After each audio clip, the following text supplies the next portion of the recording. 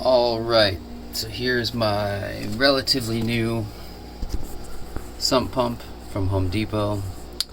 This one is the half horsepower one that was supposed to replace this older third horsepower one.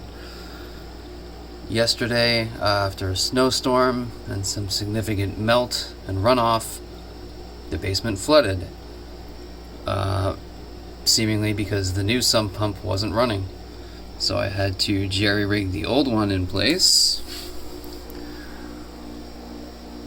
and that saved our bacon and prevented our house from flooding. So it seems like there's a problem with the switch on the new one, because let's see if I can recreate the issue. Yeah, the float has risen and the pump should have been triggered,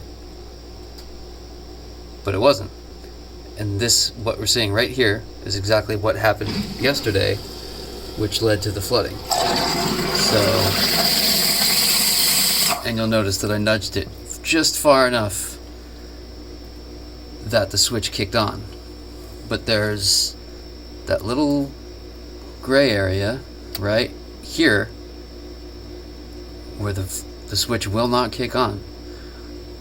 So I've tried cleaning debris out of the switch housing here using compressed air and a towel, but I'm not confident in this pump at all.